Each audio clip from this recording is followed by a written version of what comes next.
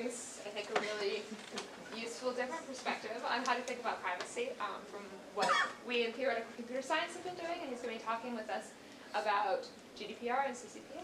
Thanks. Thanks so much for having me. It's exciting to be here, and I've really enjoyed the talks this week. I think my talk will interact a bit with Solon's, a bit with Julia's from earlier today, and of course with Kobe's work, which is directly relevant to some of the things I'm going to talk about. So we're in a very different world in privacy than just 10 years ago. We were in kind of a wild west 20 years ago, and slowly the legislation and regulations have begun to catch up. And of course, the enforceability of the GDPR was a complete change. I think the GDPR is as consequential as intellectual property law. It's not quite understood yet. But it's a big deal. And then here in California, we have a law called the California Consumer Privacy Act. I helped write the initiative, not the CCPA. The initiative that became the CCPA was part of my work. But essentially what happened is the initiative, which would have been voted on by Californians, was withdrawn in order to have a legislative compromise. And I can talk about why that happened in some detail. But what I want to talk about today is the different ways in which the GDPR and CCPA sets up basically strategic approaches for advancing privacy, and how this community might be able to make sense of those balancing regimes. And my goal is to have a fair balancing of these provisions. My experience is a long time doing privacy litigation, and what happens in these cases is the defense attorneys show up with usually second or third tier institution economists who make really arguments that can be kind of crazy, but they're also one-eyed in the sense that they only look at the cost to businesses. They never look at risk to consumers or to the group interests in privacy. So I think this group is uniquely well suited for thinking through and trying to quantify some of those interests. So I'm going to talk about examples in the California law and then in the GDPR. Just some background. Information regulation is special. It's very different, and I have a feeling that you all know this. But it's different than standard consumer protection, because whether you're regulating cars or bicycles, fundamentally cars and bicycles have to have a certain number of wheels and a motor and so on, whereas information products are abstract and changeable. And what I see as a practitioner is that it is entirely possible to escape privacy law by creating special corporate entities and de-identification to escape regulation. I can give some very specific examples of that. So the result of this is that privacy law, and especially privacy advocates, can sound a little unhinged. And the reason why is that for years they've been looking at the industry, and they've been seeing industry actors use technical trickery and special corporate forms to run around privacy rules. There are a couple other issues here. One is that the regulators in the privacy field are really solipsistic, and they tend to think of their own experience. They don't think about privacy issues in a scientific way in any sense. They look at their own Facebook and say, well, I don't see ads, or I see ads that I like, or I've never had a problem with this, that, or the other. So our own experiences with these services misleads us and causes us to think only from our frame. And our frame, of course, is the frame of elites, of people who actually can read. Most people can't read, certainly couldn't make sense of terms of service, and so on.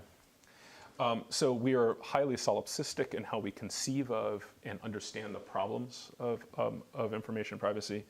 And then on the other side, the privacy advocates get angry about these things, but they also know that if you look at the industry,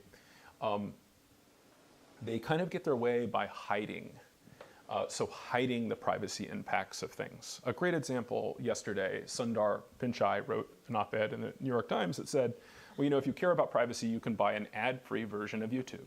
Well, of course, the privacy issues are still there. All the tracking is still there. You just don't see ads. And that is a very typical argument from the information industry. They're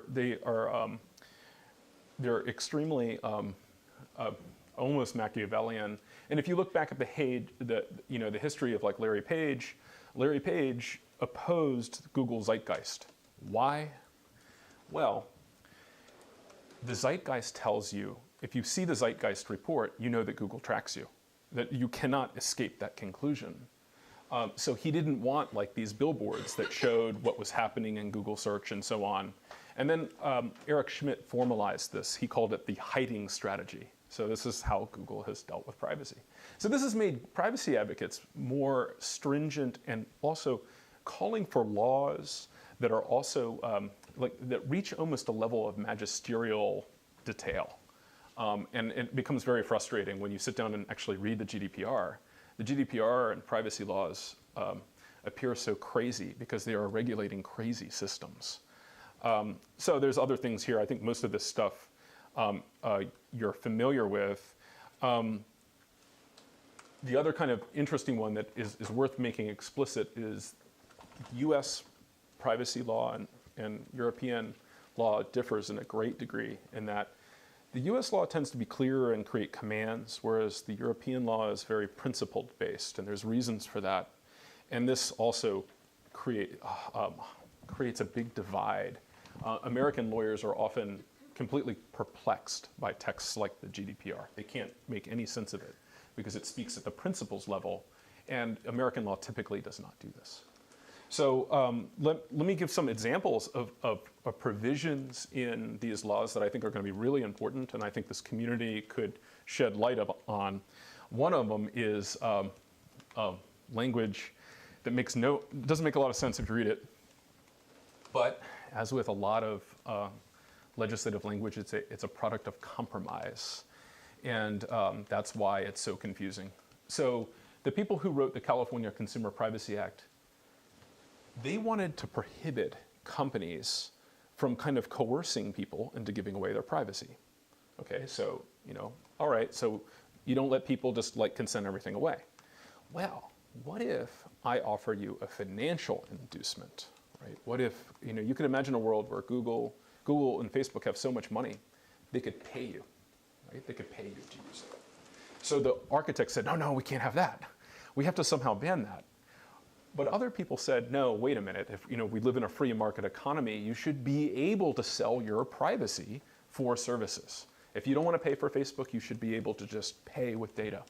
So the legislation reflects an intractable disagreement between these two sides. And they came out with this language that says, essentially, it allows businesses to give financial inducements for waiving privacy, essentially for allowing companies to collect and use and sell personal data to third parties.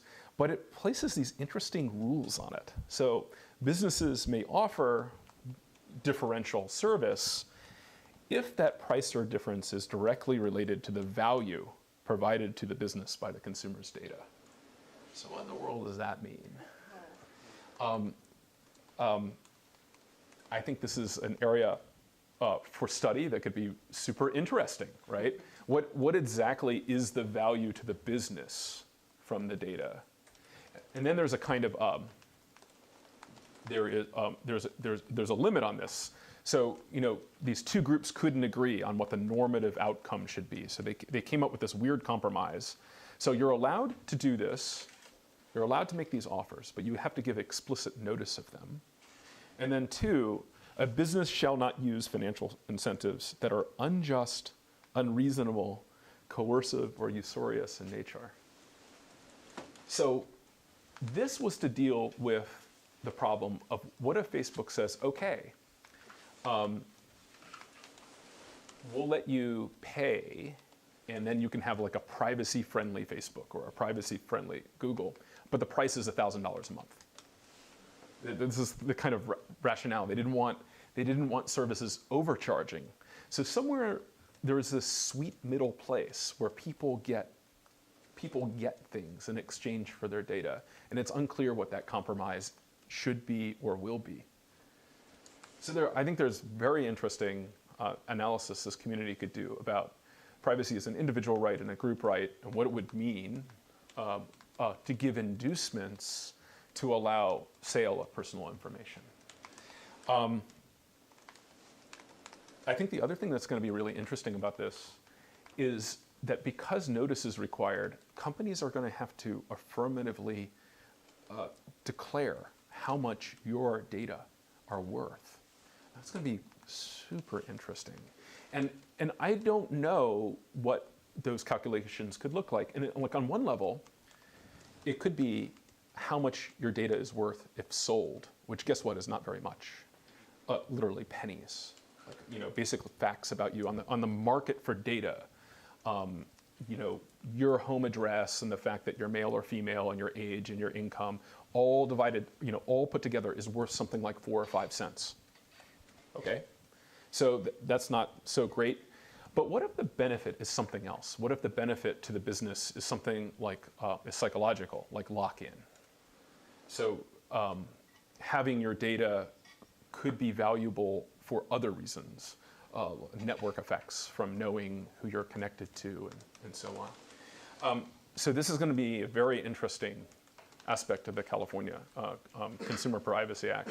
And I'm not sure how businesses are going to comply with it. Yeah, please. On what date do they need to start complying?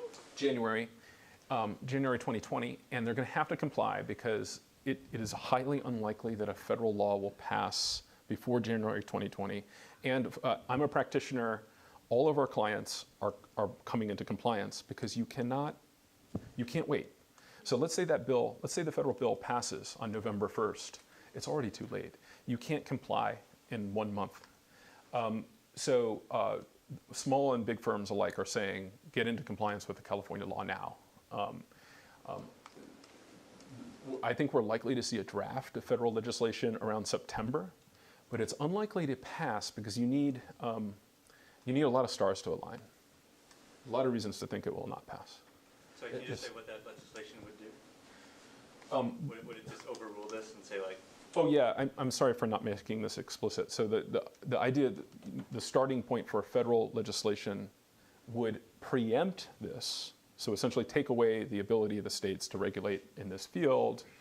And the other very important aspect of business is to eliminate the private right of action. So this law has a private right of action that allows plaintiffs to sue, although it's quite awkward and it doesn't work very well. You could still sue and impose significant costs even if you lost the case. Yeah, Lonnie. About this clause, does this allow or prohibit a business from offering different prices or levels of service that are different for you and for me? Like if your data is more valuable, then I'm allowed to charge you more or pay you more for it than Yeah. Yes, indeed. Super interesting, right? And Well, it requires it in some sense, no? Because don't you have to differentiate based on the value of the consumer data? Doesn't it require differentiated pricing? I don't know if it has to be, how granular that has to be. I mean, I think most companies are thinking about this as one price for everyone, but you could imagine a world where my data is less expensive than yours. But is this directly related? Because the sentence could be read exactly like that. Yes, I mean, it's interesting. Aloni? Question that I might have missed because I came in a couple minutes late. I know that like some of these definitions are being being discussed. What's the status? So this is law, but what are they're working on amendments? There are many amendments to the CCPA, some of which have already moved out of committee and are very likely to pass. I think most of those amendments are not a big deal. So for instance, in writing the law applies to employees. And the architects never intended to create employee rights to data. This was supposed to be about consumers, so it fixes that. The law also created what's known as household identifiers.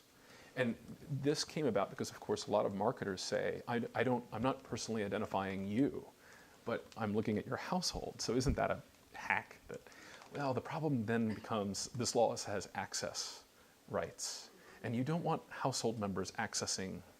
Each other's. Yeah. So household identifiers coming out of the law. There's also a very important amendment surrounding re-identification, where the law was extremely severe about what is de-identified data, and the new approach is going to be less severe, yet you promise not to re-identify, which I think publicly, which I think is actually a very nice outcome. That there's no need to cement crazy terms around that. Like, you promise to do what? Not to re-identify. You publicly promise. The company has to publicly promise that if you say, I only use your information in a de-identified way, that the concomitant promise has to be that you will not try to re-identify it, nor will you allow parties that you're in privity with to re-identify it. And this goes to like what's happening in payments right now. Retailers, when you go to a retailer and you swipe your credit card, they're creating a hash of your credit card, and then they're sending it to Experian, and they consider that de-identified.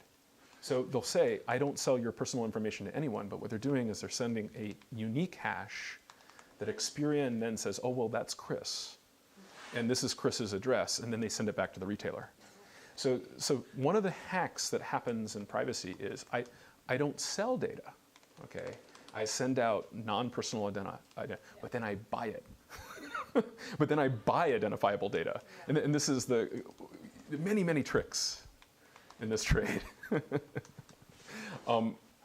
Here's one that's tractable. And in fact, I think, in looking at Kobe and Aloni's paper, I think you are somewhat speaking to this provision in the CCPA. Maybe you didn't know it or at the time, but the definition of personal data under the CCPA includes probabilistic identifiers.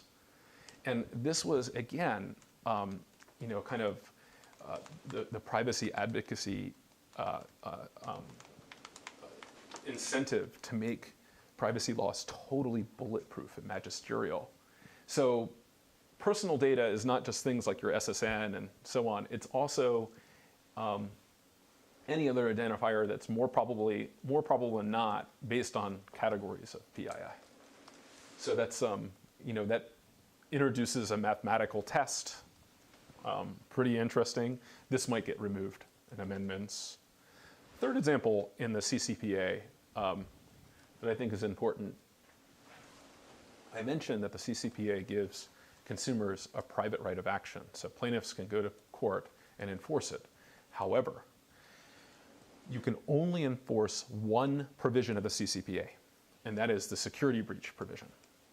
So if an individual is a victim of a security breach, and that security breach is defined as unauthorized access and exfiltration, so not just unauthorized access, which happens all the time. As a result, so there's got to be a causal link here, a failure to implement reasonable security procedures. What are those? The consumer has to give notice to the business and give that business 30 days to cure the breach. I worked a lot of breaches. No one cures these things. Okay, I mean, sometimes you'll find the data.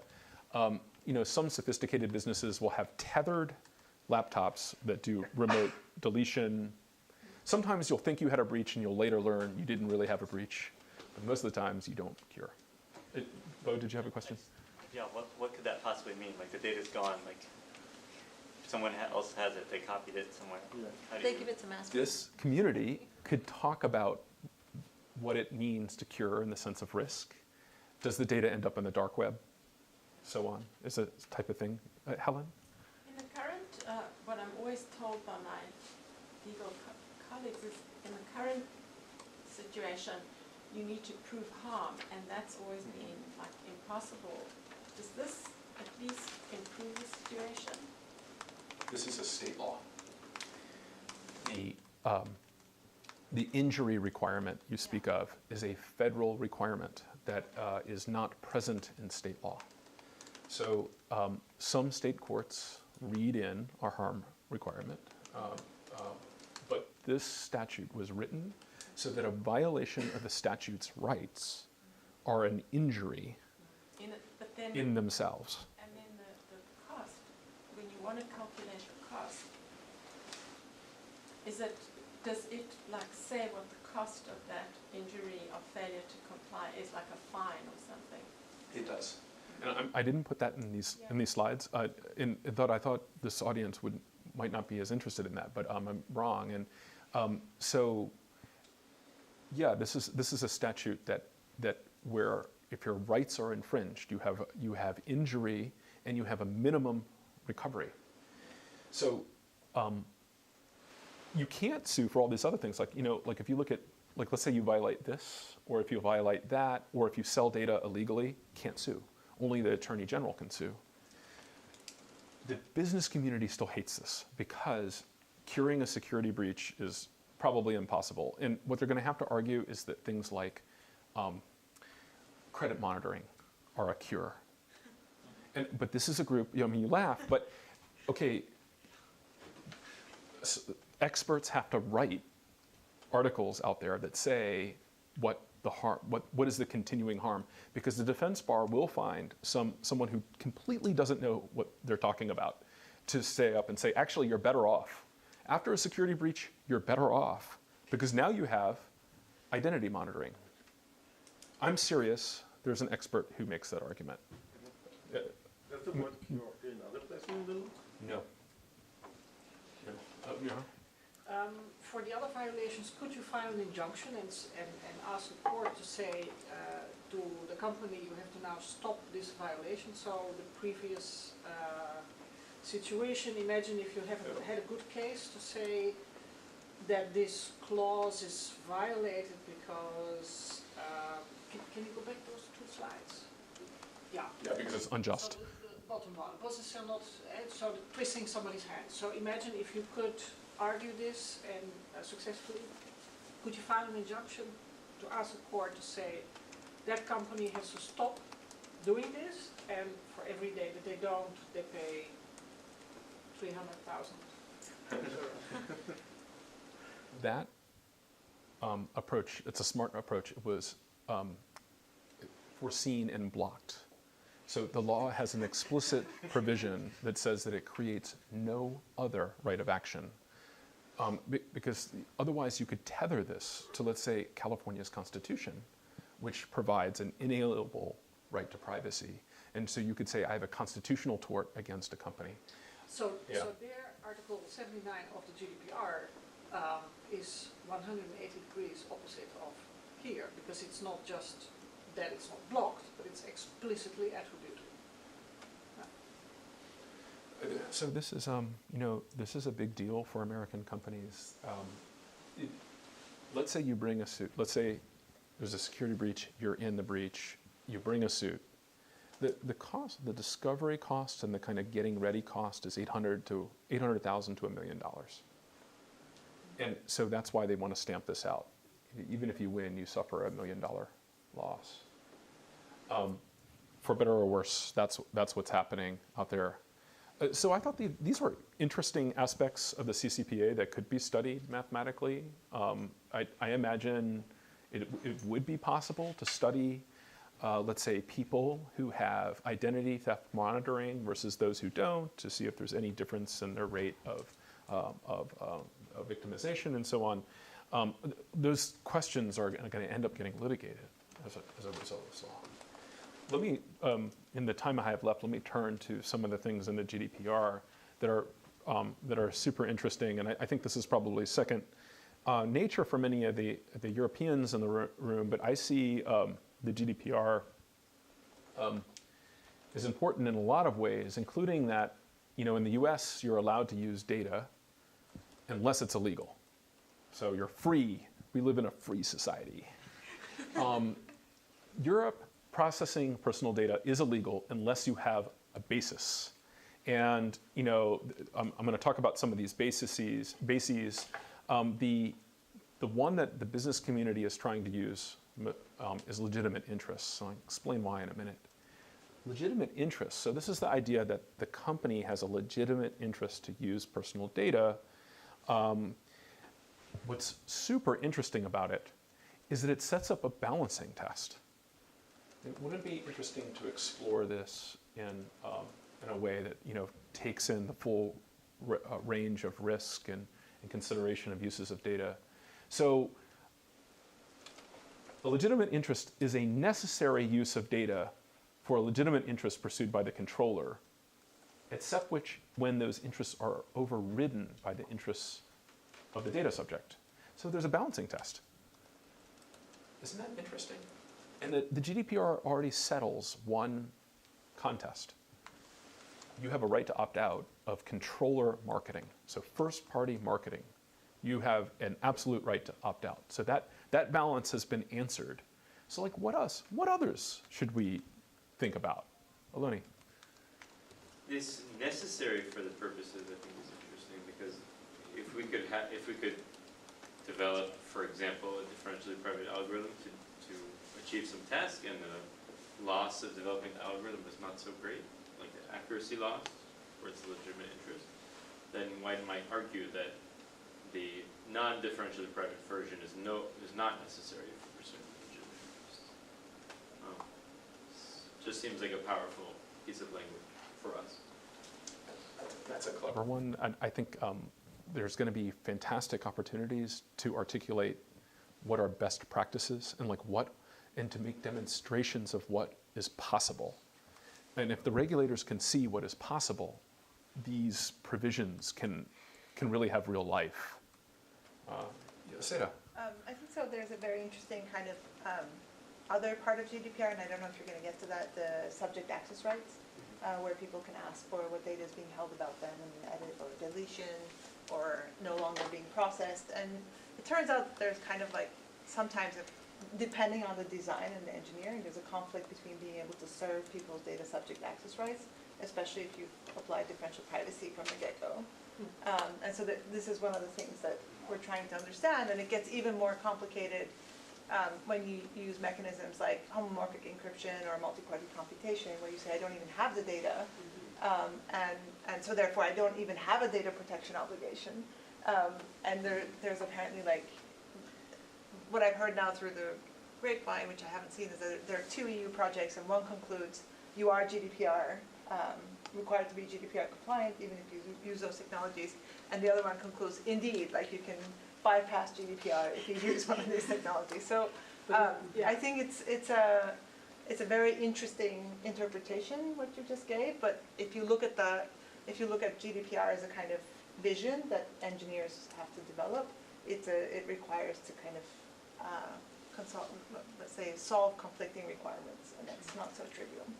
There is Article 10 or 11, which says that if you are asked to supply your personal data, so the yes, request, and to meet that obligation, the controller has to re-identify, then they don't have to. So that means, basically, that's probably why these 2 European projects interpret Article 11 or 10 differently. Yeah. But this was put in to say, okay, if you do a good job and you take care that it's not identifiable, then if somebody asks for your data, you're not asked to then change the whole back end of your system to again make it available. And I think that's a super interesting research object, because you could wonder this might be a means for a company to hide what they're doing. And it could also be very reasonable for a company to say, look, you wanted us to pseudonymize everything, and now you want us to rip up the whole back-end system to get your particular data. So I think this is a super interesting point. Yeah. One field that I think is worth looking at in more detail is identity verification authentication companies are up to some pretty remarkable things. So for instance, when you go to rent one of those little scooters, they're performing a mini background check on you. And those background checks are outside the Fair Credit Reporting Act because it's identity verification rather than reporting on reputation. So it's outside any regulatory regime in the US. And some of the techniques used are rather dramatic. And it's when I think about those, I think about this kind of, are my subjective interests more important than their interest in losing $3 on a ride? Because that's the price point is pretty low for these services. Another strategic goal. So legitimate interests are important because and companies are using legitimate interests as a basis for processing because the GDPR makes it next to impossible to use consent for processing. And this was an explicit goal of the GDPR. They basically elevated consent for processing of personal data to something that looks like you might recognize as kind of a medical procedure level of consent. So if you think about all the consent we have in the world, consent can often be inferred by inaction, and the law recognizes that inaction can be a form of consent. But then if you go to your physician is supposed to tell you about even non-obvious or unlikely risks from a procedure. And the GDPR seems to capture that. It's free, unambiguous, informed, specific. You're not allowed to do this thing where you make, I agree to everything, click here, and so on. And the reason why businesses can't use consent is the right to withdraw. My experience has been that clients can't architect a withdrawal right. And as such, this just becomes a no-go for them. So maybe that changes. Maybe some wizard develops systems that have withdrawal rights and so on. So when you look at the CNIL has imposed this fine on Google. The fine is important for its number, but what's more important is the rationale that CNIL had for fining Google. Google failed to essentially get informed consent from data subjects before tracking them. And the CNIL standard is high enough. Their interpretation of consent is high enough that Google doesn't think that they can get consent to track people. So they're appealing this one, not because of the fine, but because of the fine means nothing. Morale, yes. So there is another requirement which differentiates the GDPR from the DPD. So you can only give valid consent for a specified purpose, and you're only allowed to process insofar as that processing is necessary. That's another article. That means that the consent ground is a necessity ground.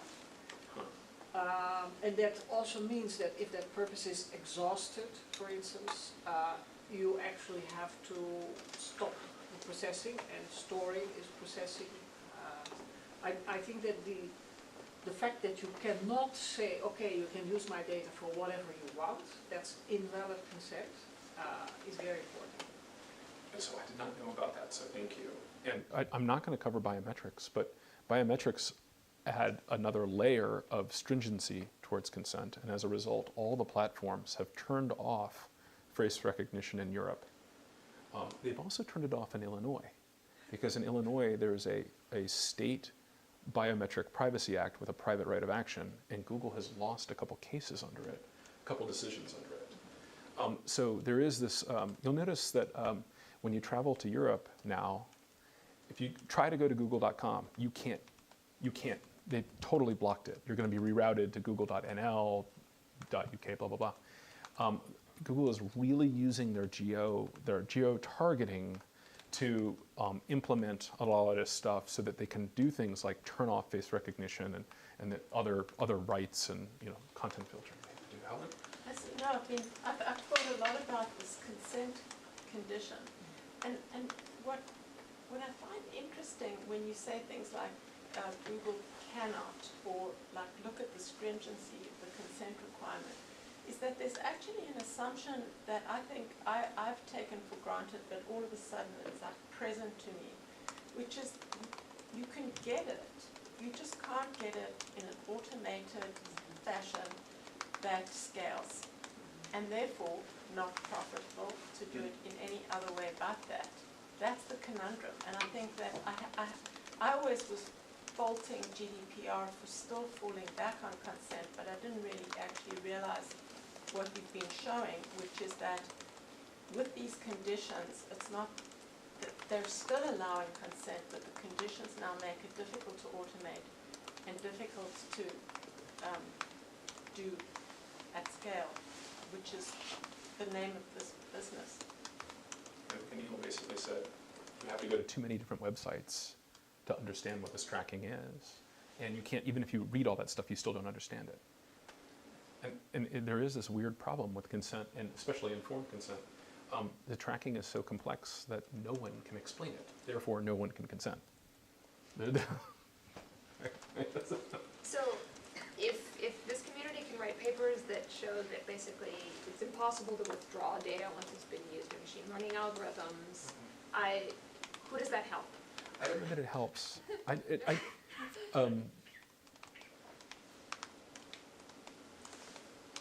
So what is the duration of your consent is one way to think about this. And maybe the duration of your consent was long enough to train a model. Maybe it's abstracted at that point, so there's no meaning that your data is still being processed after the model's trained. The GDPR is a pre-machine learning law. And this is a fundamental problem with it. It's dealing with yesteryear's privacy. Well, there's still today's privacy conflicts, but it does not do a good job with ML. Apart from that, I don't agree with that. Okay. Let's be very practical. No, I think the people who actually wrote it were very aware of machine learning and have put in very good facts. But let's look at Article 7 because it says if you withdraw consent, then the processing that has happened during the time period that your consent was valid has absolutely no problem. So No problem? But then I'm going to continue to process that further. But if that processing Okay. is training a statistical model, what? yeah, so, yeah, I don't know if there is time now, but recital 126 and Article 89, etc., explicitly said things about what happens to, let's say, the statistical inferences that you make. So they're considered not personal data. That's a legal definition. So if your data is used to train an algorithm, then unless that algorithm, I just had an entire lunch discussion about this, so I'm not very careful, but from the perspective of the GDPR, I would say that the assumption is that a rule like people with 4 fingers higher than 1.84 meters who drink a glass of tea every day, unless there are only 3 people in a population of blah blah blah, that is considered not personal data. So if your data has been used to train, and that is the output algorithm, after it is withdrawn, your data has to be removed so they cannot use it again. But I'd be super curious to see the language, but It- like it we don't have to just- do it sorry. during Chris's talk. No, but it is important. I mean, it distinguishes between like, you know, data that you might offer, observations, which are protected, and inferences, which are not. And yeah, you can take issue with it, but yeah. until they are applied, of course. Yes. If you take this role and you then single out a person and apply it to that person, then that application, Oh, to their data, right? No, but if I'm applying it to other people, then it's okay. then it's, if you apply to other people, you're applying it to individuals, and that application falls under the GDPR. And most probably, if it's an automated decision, has a lot of other requirements. I would love to hear you speak in more detail about the GDPR and machine learning. Well, that will have to during one of the breaks. So, I mean, a couple other strategic goals. I mean, one, and this is true also with the CCPA, is to give advantages, structural advantages to first parties. And of course, this is greatly problematic for the ad tech industry. I think the GDPR is attempting to strangle ad tech on some level because it's actually a privacy nightmare if you see how the data works in those systems. It's just sent to many, many, many different third parties very quickly and so on. GDPR, it could be the types of models that bring back newspapers and first parties. It definitely favors human-in-the-loop data analysis. So you and I will disagree about this bullet point. So I've worked with Palantir for a long time, and I'm on their board, and they're cleaning up in Europe. And the reason why is because if you think about intelligence systems, what are the affordances that intelligence systems need? Well, intelligence systems need to ingest many different forms of intelligence and all the weird ways it comes to you. And you also have to deal with the problem that you're not certain about the value of that information. And its value changes and gets recontextualized when new data shows up. So systems like Palantir have deletion and recursive deletion that allows you, even if you have, let's say, an intelligence report that says we're concerned about X, Y, and Z, if new data come in that undermine the underlying assumptions for those determinations, it can basically change the report.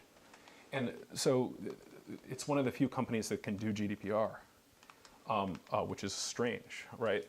And I think probably a lot of people are not so happy about that. I talk about that a bit more. So I have 2 minutes left, I see under my counter here. So let me throw out 2 other issues, and maybe we could talk about them more during the discussion. The GDPR has a concept of high risk data processing. Well, we're going to have to develop a language of what is risk, right? Of what we even consider risk. What risks we consider are even worth considering. So, like, here in the United States, at any given time, about 2 to 3% of Americans are victims of identity theft. So if you're in a security breach and the risk of you becoming a victim of identity theft may be negligible. It might be like next to zero against the background noise. So we're going to have to start talking about developing a risk of what we think is risk and what we think is high risk, and what does that even mean? I think those are going to be really exciting. And then there's this procedural issue that I've helped clients with. It's hilarious. If you determine that your data collection implicates natural rights and freedoms, you have to do this special report in which you talk about, you write a privacy impact assessment, and you talk about your need for the data and the proportionality of the processing. And then you always conclude that you've eliminated the risk. Because if you conclude otherwise, you have to go to the regulator and tell them that you're engaging in a high-risk data processing and you can't mitigate the risk. Awesome, huh? So someday, these impact assessments are going to become public, and we're going to see crazy logic. And it'll be nice to have a rubric to talk about that logic. And then finally, security is super interesting in the GDPR. It has elements of risk-based regulation. You have to think about the sensitivity of your data, the sensitivity of the processing. But at the same time, it talks about state-of-the-art security. And the problem we're having in the US is that we can't agree on what reasonable security is. Companies are litigating this issue and they're winning. So setting some type of evidence-based standard of what is reasonable security, what's the difference between reasonable security and state-of-the-art? Does it look like something like that? I don't know. These are all things that will be very interesting to figure out. And then finally, security breach notification is a little bit different under the GDPR, where there's supervisory authority reporting. And if you go to the websites of the UK ICO, and you can see that there's this fantastic curve of reporting. Thousands and thousands and thousands of breaches are being reported now to the regulators. But then you don't have to go on to report to data subjects unless you have one of these, unless you have these triggers. So again, we're talking about risk-based regulation. How are we going to talk about the rights and freedoms that are relevant and what is considered high risk? Especially when we know, just from what we know from security breaches, is that a lot of that data, it goes out there. A very, very small amount of it is used for any type of offensive cyber. They typically do cream skimming. You look through the database and you look for people who have corporate cards and stuff like that, and you steal their identities, and most of that data just gets trashed. I could make the case that even pretty dramatic security breaches don't result in high risk. Some risk, but not high risk. So I've taken all my time, and I'd love to hear Kobe's response and any discussion. Thanks very much, Chris.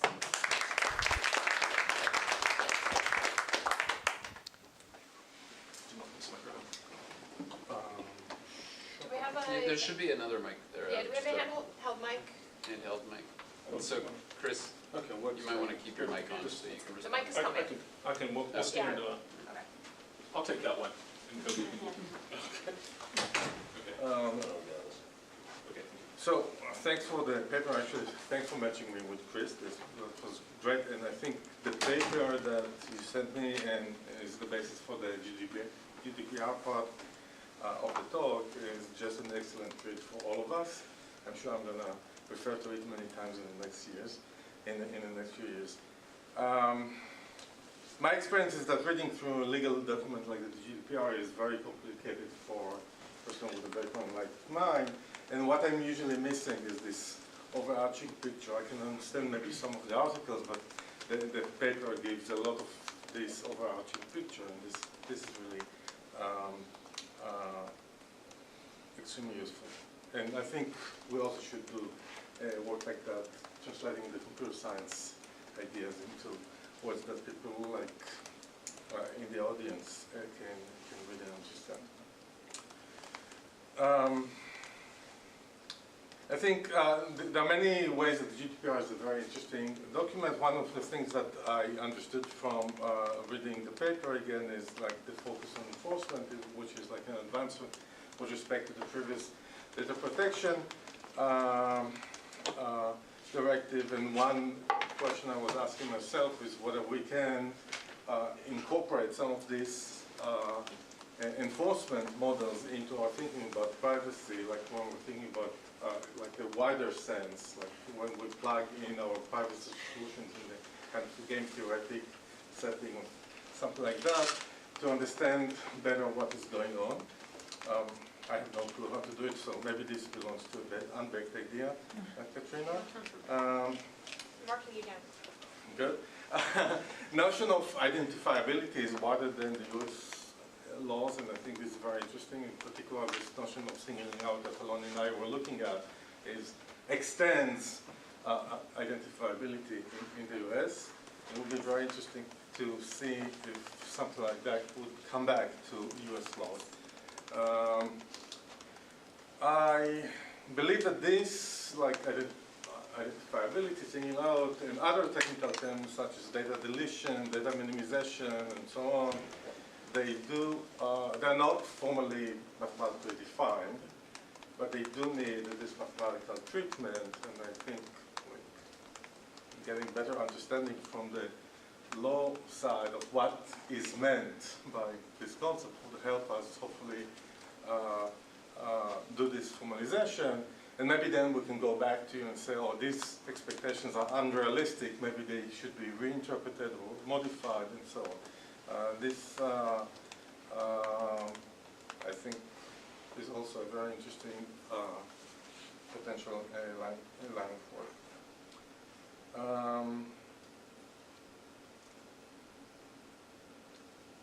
And so connected to that, maybe this is like the final point I will mention. I think that the GDPR lags with respect to the current understanding of privacy and machine learning. And this is a question, how do we deal with legislation that was written without these understandings or with limited understanding of some of these issues, but we still need to cope with it and apply it. This is even stronger with the US legislation. The GDPR is relatively advanced compared to the US legislation on privacy, and I think that's going to be an interesting question for us as a community, how we go with that in the future. And that's it. I want to thank you again for the paper. It's very great. Thank you for those comments. And I wonder if we should start with your last point. Mirao disagrees with, I think, what we both said about machine learning, and maybe that's a good jumping off point. Why are we wrong? Well, I liked in one of your Actually, the room is mic'd. Oh, It's okay. only when you're up there. Oh, okay, You so can't never mind. relate to you. Yeah. Okay. So on one of your slides you said that Palantir was cleaning out of Europe. No, I don't. Cleaning up, Cleaning meaning up they were in making Europe. lots of money, I think. right? Ah, Oh, is that okay, doing really Yeah. well? They were doing very well. is the- Oh, okay, then I got that wrong. So I think that when you look at the GDPR, that it's going to, and you look at the case law of both the European courts, because well, let's not get complicated, and the advisors of the EDPB, so the advisory board, then I think you must conclude from that there are a number of business models that are based on a very specific type of machine learning, namely using behavioral data, that in my opinion suffer from all the biases that have been out there for machine learning. So business models that are based on bad machine learning, low-hanging fruit data, that because this piece of legislation was designed very cleverly, these middle business models will not run. Now, whenever I say that, people look at me and say, oh, Mireille, you are so naive. Of course this is never going to happen. And then I say, okay, if you want to run with your head into the wall with your fantastic business models, so people always say China and the United States will do it all and Europe will be left behind because the GDPR doesn't understand machine learning. I think the GDPR will limit bad machine learning. Yes, it will limit that. And that's very good news. It's not a sign that they did not understand it, but that they said, this is not what we want. And I know some of the people who actually wrote the GDPR, they're extremely aware of that and they have a very clear agenda. Of course, the GDPR is full of compromise because we all know how it works. The data protection impact assessment, for instance, that you mentioned, and the requirement, the condition that must be fulfilled if you have that obligation, for you to have that obligation. There is recital 75, which gives a whole lot of reasons. There is the EDPB opinion, which gives a whole lot of criteria, so quite abstract, with a lot of examples. And there are, I think now, around 22 listings by the national DPAs that say this list of processing types, behavioral advertising, using medical data to blah, blah, blah, all fall by definition under that obligation. So I think the GDPR is like an architecture, so it's been very well thought out. There are a lot of cross-linkages, and the actual implementation and interpretation is left to the courts. In the first instance to those who are doing the data processing, but because of the implementation chapter in the GDPR, they are going to be, I think on the first day that it went into application, so 23rd May 2018, 6 cases were already brought to the courts. So I actually don't understand this recurring claim. Just because certain business models are going to be rolled out, that doesn't mean they didn't understand it. no, it's a very good thing that those business models will be rolled out. Can I give an example in the context of privacy? There are exceptions in the GDPR for processing, for research and statistical purposes. These exceptions are ignoring the fact that we know now that leakages accumulate from these releases, even if they are statistical in nature. And once you overdo that, privacy is adversely affected. So this is an example of a point where the standard, legal standard, lags behind our current. But that depends on whether you think that privacy is the same as hiding personal data. So to me, and I think that's the position of the GDPR, privacy means that you are, to some extent, where the consent ground and, for instance, the contract ground applies, have a certain measure of influencing what data can be processed about you. But there are 4 other legal grounds, one of which is the legitimate interest ground. So if you narrowly define privacy as leaking of data, but that's not privacy. Privacy is more than that, but in particular, But also we had this- talks here about the U.S. Census,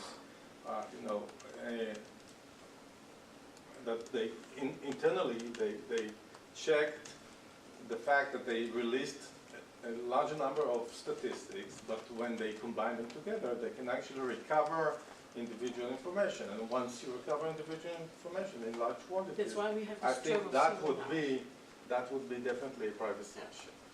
Yeah. This, Maybe you want to. yeah, this is an amazing discussion. This is like a small question about third party, the definition, which I would imagine is something like the GDPR goes to great lengths to define first party, third party. So I'm just very curious about this because I think I would often have a snide remark that says, let's say DeepMind and Google, DeepMind was a very attractive target, and maybe Google decided that they wanted the information, but as a third party they couldn't. Now what they did is they go buy it. Then once they own it, It being DeepMind. it being DeepMind or it being whatever company it is who has like valuable data that you want, is that the definition of first party, third party? So then when you go to any kind of Google-owned property, then in relation to that property, everything else that Google or Alphabet or whatever may own becomes first party in relation to that property because of ownership? This is a very good question, and it's actually live in the CCPA right now. So Google wants an amendment to the CCPA to eliminate, so what the CCPA does is it gives you a right to opt out of third-party data sale. So it's Right. opt out. But of course, what Larry Page and other people realize that the people who opt out are special, and you can't let people opt out because it's the people who opt out who are actually the most valuable. They're the affluent people are the ones who opt out, and so on. So Google wants to change the CCPA that will. So currently it says that you can't sell data to another business or a third party. They want to remove another business. And But I not the third party? can't quite, well, they obviously see a hole in the definition of third party. And it might concentrate, so here's one perverse problem of privacy law. It's going to trigger concentration. And companies are going to buy other companies for the data. That's going to be one of the, and so then we have to start thinking about other types of interventions. But I think in terms of the GDPR, Contextual.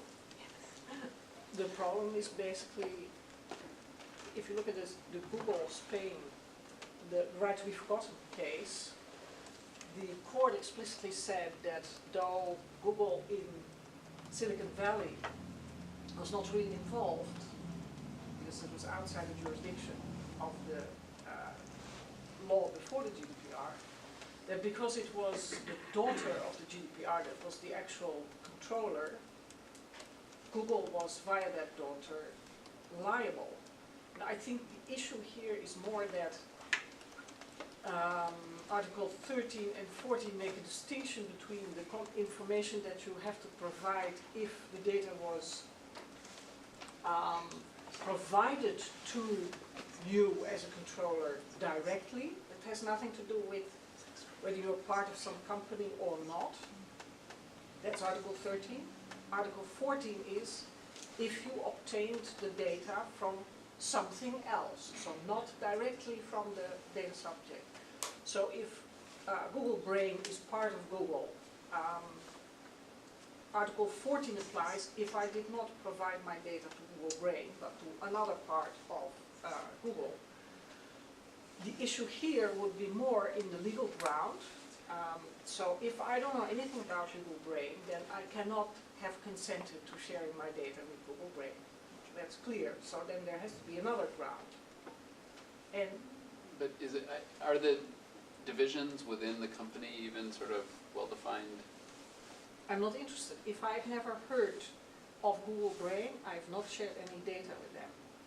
Because Article 13 says that the identity of the data controller has to be provided at the moment when you share the data. Right, but if that's just like alphabet. But that's not. Right, and no, I mean, I'm not being snide. I just like, I No, don't but understand what it means to, it's not clear to me to which the divisions within a company like Alphabet are meaningful. I mean, obviously there are divisions, right? Just some organizational structure. It's just like, it's not clear as well different defined. companies, Sorry? the different companies. Let's let companies decide where their boundaries are, and then we penalize them based on the revenue of whatever that boundary is. But I think when you Pick your boundary, share your data within that, but we're going to penalize you on the whole thing. And so that allows for more let's do the penalization free for data the whole sharing, but also company. Exactly, higher risk of exactly. fines. if But I you think do that's how the something inappropriate. GDPR. I think that's one of the smart things Works. about the GDPR. You can be big, but be Be okay. responsible. But can you say that Alphabet is the company? I don't know, think so. Alphabet I may don't actually be think like so. a It's separate holding legal entity, right? And Yeah. that was a bad example, but like, like to what extent, you know, ideally you want to set things up so people don't just play games of like relabeling what the company is. Yeah. So that's why the Google Spain case, so that's the right to be forgotten case, was a surprise. Because originally one of the arguments of Google was, sorry, we're outside your jurisdiction. And the court said, aha, we see an advertising entity that is actually targeting advertising in Spain. So whatever you call it, you are addressing European citizens. And under the GDPR, that is more extended, because under the GDPR, it was important that a company was established in Europe. That is now no longer needed, so if you, etc. So I think the third party issue comes up in the fact that when you give your consent or do your contract, the identity that is then given to you, and it has to be given to you, that's an obligation, that is your contracting partner. I think maybe we should allow for one more question before we break. You had a question? If no one else, well, I thought it'd be interesting to go back a bit more to the machine learning questions that didn't get resolved. And you know, for one thing, it's not fair to expect legislators to solve problems that we don't, as computer scientists, understand. And there's a lot of, it'd be nice if something that could come out of this is some concrete questions around, you know, when has a machine learning model successfully deleted or forgotten an individual? And I'm not sure if that's a good example or what the, you know, what machine learning questions these laws sort of raise that we could try to solve. But in response to that, like, I think it's in principle possible to draft language that is cognizant of the possibility of something like machine learning model or published statistics or whatever encoding within it personal data or identifiable data, so that when you draft the language, you're aware of this possibility, and you have to, like, the interpretation of when a model is identifying or anonymous could adapt with state-of-the-art techniques or understanding. I think that the problem is not that that's impossible. I think that the problem is that that's not what we have. We don't have as far as I read it, we don't have like very adaptive notions with things like machine learning models that Yeah, so actually, can adapt for the next 20 years. That's not how I read it. Mirei's reaction was that we don't want that, and I'd be curious to hear, like, we don't want language that's cognizant of the fact that, like, say a nearest neighbor model can encode like all of the data set, or was it, did you have a specific, like, I'm curious what sort of thing you So there are different things, like we discussed recital 26, which gives some guidelines on when data is considered personal data. And then the question is, does a model, so you have a big data set, you compress it into a mathematical function, whether that still enables singling out. Under the GDPR, if singling out is possible, reasonably likely, it's personal data. So the GDPR is not going to say these and those models pay anonymity, because that would make it dependent on current day technology. That would be stupid. So right, that was certainly not what No. Eloni was advocating. I hope so. So it takes a higher level of abstraction, and it's not interested in mathematics, but in what will affect real people. So it says, if it is highly likely that people can be identified, comma, and then it gives a number of examples, not limitative, but enumerative, such as, it says. And one of those examples is singling out. I know that there has been years of discussion about whether that term had to be in or out. That was the only one left, actually, from the DP. It only says suggesting. There's a whole series of No. other Not, That was in not the recital 26. DPD, not in the GDPR. I thought you just showed it to me, but never mind. So